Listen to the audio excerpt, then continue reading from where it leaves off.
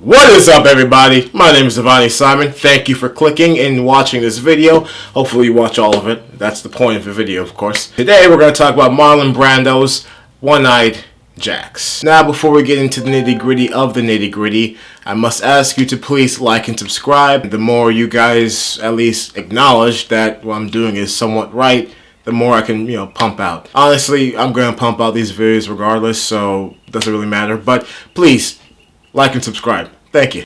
Now, before we get into the nitty-gritty, what I'm actually going to show you right now is a trailer for Marlon Brando's first and only film, OneEyed Jacks, starting now.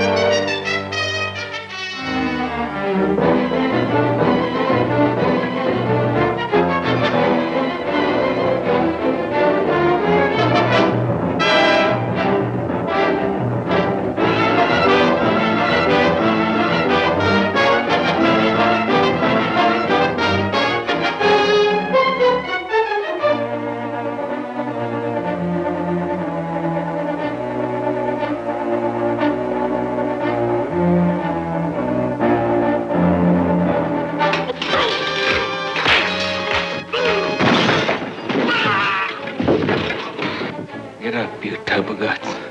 Quítate tu puta, te mato y también lo mato. ¡Cuidado!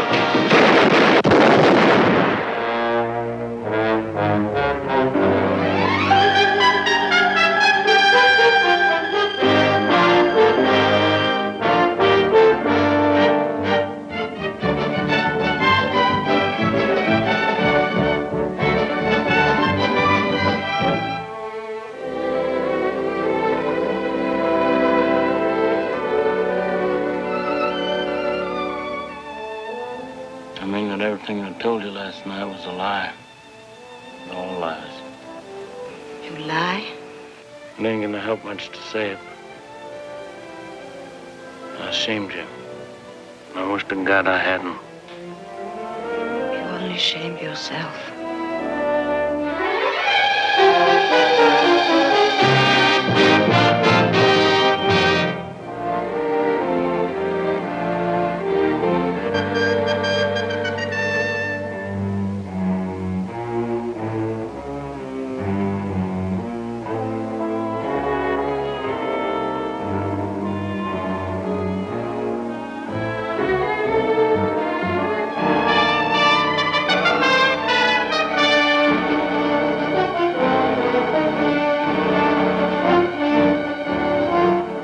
You might be a one-eyed jack around here, Dad. But I seen the other side of your face. I am gonna get a trial, ain't I, Dad? Sure, kid. You'll get a fair trial.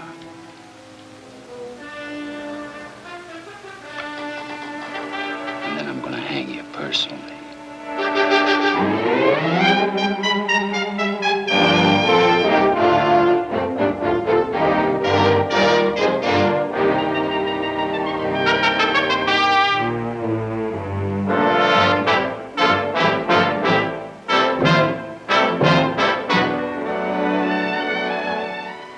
I'm gonna kill him. And you think that to kill him will make you a man? I don't know about that. Won't you try to forget this? Forget it. Not as long as I breathe.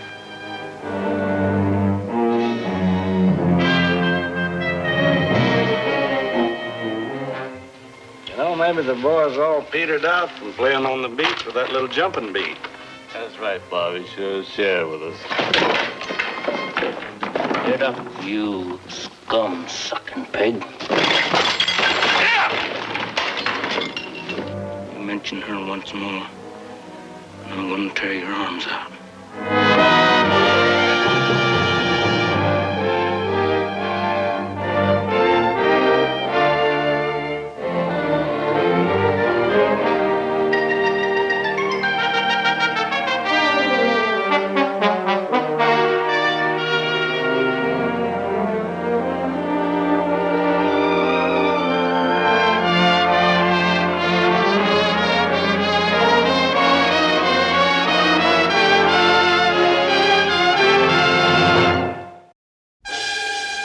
Originally planned for Kubrick to direct, the legendary director decided to then back out of the project only 2 weeks prior to the production's start. This may sound totally unlike the director's usual MO, but after 6 months of disagreements with the production studio in command, Pennybaker Incorporated, and an incomplete script with various changes being penned in at the last minute, it's no wonder why Stanley decided to call it quits on the project. The relationship between Stanley and Brando at the time was like a lover's quarrel on its last leg. Kinda like my last relationship, of course. You know what I mean, people. We've all been there. It's kinda like you're not sure what you've got going on with the person is the best as it's going to be, but yeah, for Kubrick, it didn't fly, chief. Instead, what Kubrick did was announce his departure entirely from the Hollywood press, saying that he intended to spend his remaining time on his new film adaptation, Lolita. Can you imagine what Kubrick's take on the beloved American Western genre would have looked like? I don't know about you, but I could imagine a couple of surrealistic, dark comedy gems woven into it, especially at that time of his career. Okay, so what is VistaVision?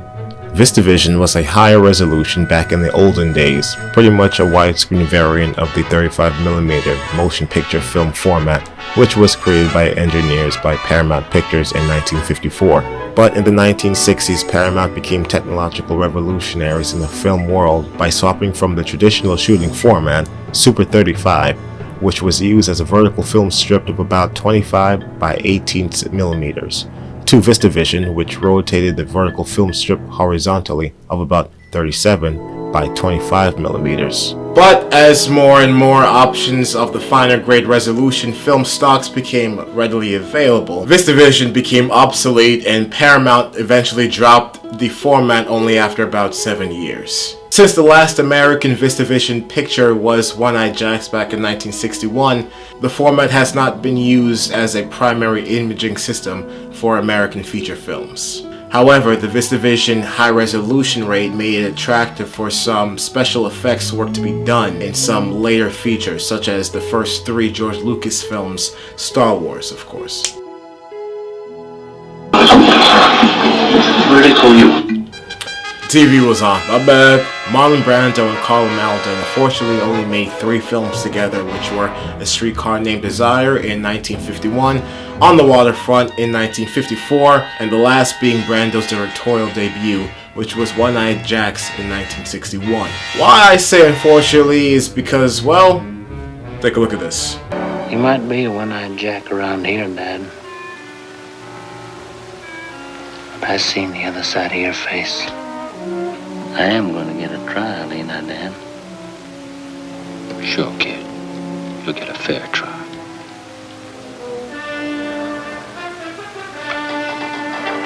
And then I'm going to hang you personally. That right there is main proof that these actors, in my opinion, were almost born to work together, side by side, of course. Kinda like the perfect duo of peanut butter and jelly. I'll let you decide who's the jelly. But just because their on-screen lives meshed doesn't mean that their personal lives were nothing more than vastly different. According to Brando, Karl was a bit more square for his fast lane, but they still remained close friends until Brando's death.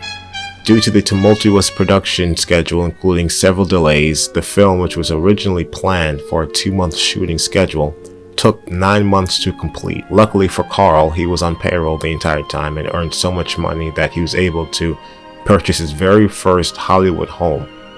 A little shindig that Brando himself once jokingly called the house that Jack built.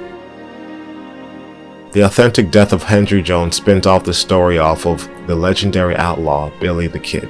This action-packed adventure follows Billy, whose name was changed to Henry Jones, perhaps for legal reasons or for a fresh slate, through Southern California and Northern Mexico, leading to his capture and eventual murder by Dad Longworth. In her 2014 biography, Brando's Smile, Susan Ellen Miserucci, refers to Nider's novel as the credited source of One-Eyed Jacks, noting that the author shared Mark Twain's passion for the West. The flavor of the film had Nider's fingerprints all over it. From the names of the people to the sometimes hateable but strangely lovable characters, we're not sure who to root for in this anti-hero Western classic. But since Brando did direct and produce, we are going to root for him by default. Also note, I did not know that Mark Twain had a passion for the Old West. To be honest, I thought the dude was British, and of course I thought that the British hated tumbleweeds and loved tea, I think. Surprisingly, yes, I managed to pass English class in high school by, well, cheating. Thank God for Google, right? Rod Serling, already known for creating the very popular television series, The Twilight Zone, wrote a loose script adaptation of the novel The Authentic Death of Henry Jones. As good and mysterious as it could have been, the adaptation was ultimately rejected for unknown reasons. Rosenberg then hired Sam Peckinpah, who finished his version of the new script in 1957. Marlon Brando's Pennebaker Productions had paid $40,000 for the rights to use The Authentic Death for Paramount Pictures. Brando later fired Peckinpah and hired Calder Willingham to further revise the script, but he too was eventually fired, and at that point Guy Trasper was eventually brought on to be a final replacement. And luckily for him, Brando was like, you know what, we don't got that much time left. You're staying on, regardless if you're good or bad. At least that's what I imagined, since you were 2 weeks away from shooting and then you fired your leading director. Anyways, luckily for him, he was able to stay employed. I mean, let's be honest, when you're 2 weeks away from shoot and you just fired to be honest, Brando didn't fire Stanley fired Brando, but that's another case entirely. You just lost your leading director, your contract director, I should say. Do you really want to lose more staff, Chief? After Stanley Kubrick stepped away from the project 2 weeks prior to the production's start, Marlon Brando then volunteered as the last-minute director. But while his tenacity should be applauded, the way he handled directing was nothing more than a miracle. Brando's inexperience behind the camera was obvious on set. This could have been apparent due to the reported details such as when the crew were 5 days into shooting, the film was already 2 weeks behind schedule. Also, Brando shot 6 times the amount of footage normally used for film at the time, especially since the first cut set into the studio was approximately 5 hours long. Now, because of Brando's indecisiveness, running $4 million over budget and 4 months overscheduled, Paramount eventually decided to take the film away and recut the story down to a mere 191 minutes. After Paramount decided to take the film away from Brando, Marlon Brando never really approved of the final cut of the OneEyed Jacks. Decidedly, he never took another film gig offer in his life, but to be honest with you, if you take $4 million, bro, and 4 months overscheduled, bro, I'm not even hiring your ass for a freaking commercial, bro. On an over budget of $6 million and a low critical success, this was a huge disappointment at the box office for Paramount and Brando's production studio. This unfortunate occasion led to the string of unsuccessful films for the titular streetcar desire actor. To help offset these costs, Marlon Brando then persuaded Universal Studios to pick up the remaining tab. In return, he agreed to make 5 more films for the studio: The Ugly American in 1963, Bedtime Story in 1964, The Appaloosa in 1966, A Countess from Hong Kong in 1967, and The Night of the Following Day in 1969, none of which performed very well at the box office. At the heart of the story lays an underbelly of revenge that carries on 6 long, journeyous, bloody, sandy years. Although the revenge plot of Brando seems to be plotted, oftentimes it's more like to be improvised than plotted, with extreme intent. Freshly broken out of jail with a fellow Mexican bandit, we watch the two of them ride hard across the dry and barren landscape in search for the film's ultimate antagonist, Dad Longworth. But although Rio's character can be seen with almost little to no backstory, Brando delivers a 6-shooter performance that lets us as the audience forget about all of that mess and live in the moment, which is exactly what Rio does best as he toys with the idea of a vengeful kill as his heart, perhaps for the first time ever, feels love for Dad's stepdaughter Louisa. When I watch Brando act in this film, almost every frame of his cool-hand aloof personality features a twinkle of fire in his eyes. This passion to carry out his own term of outlaw justice to a man who abandoned him for the loot together they robbed from a Mexican bank 6 years ago. There's nothing worse when a friend stabs you in the back and takes off with the cash. But when Rio eventually finds Dad Longworth, his newfound purpose gets almost mishandled by the power of love, or at least a quick-fire love by the classic cinematic American film strategy. Make no doubt, Rio, played by Brando, is a man to be feared under certain circumstances, but there's something about his sheer willpower and undying loyalty that leaves you cheering till the very end when he and his hat both waves goodbye to us. Gangs of bandits, thieves, prostitutes, swindlers, and corrupt law enforcement is all that should be expected when you watch OneEyed Jacks. And I gotta be honest with y'all, it reminds me a lot of my personal life, and I loved every single minute of it. Oops, sorry, my old life. Shh. Dad lies to Rio, Rio lies to Dad. The gang of bank robbers lied to Chico. Heck, even Louisa lies a little bit too. And pretty soon death ensues for some or all of the parties involved. At the end of the long tale, no one ever leaves the table unscathed for the price of a lie that carries rippling effects with it. Even Rio has no issue lying to the many women he meets on his travels by buying them jewelry to then say it comes from his dead mother.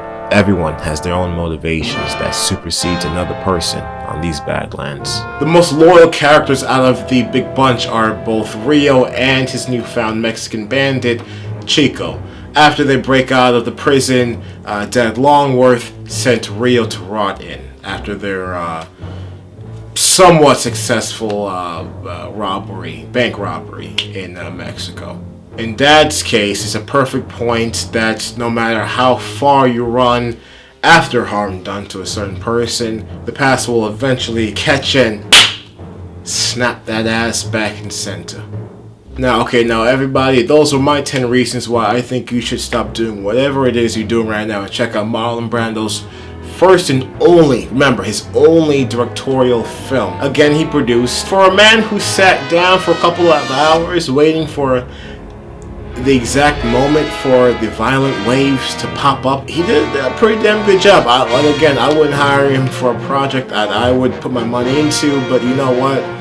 He pumped a lot of blood, sweat, and tears out, and probably other, bodily fluids out during the production of the film, and we have a timeless masterpiece that is now registered in the film registry, which I should have made that a point, but you know what? I did the last video. I didn't want to be boring this time, so you're welcome. Now, this film, if you really want to get a taste of the nitty-gritty western that really holds no punches and really delivers violence at a level that delivers the same type of dramatic appeal.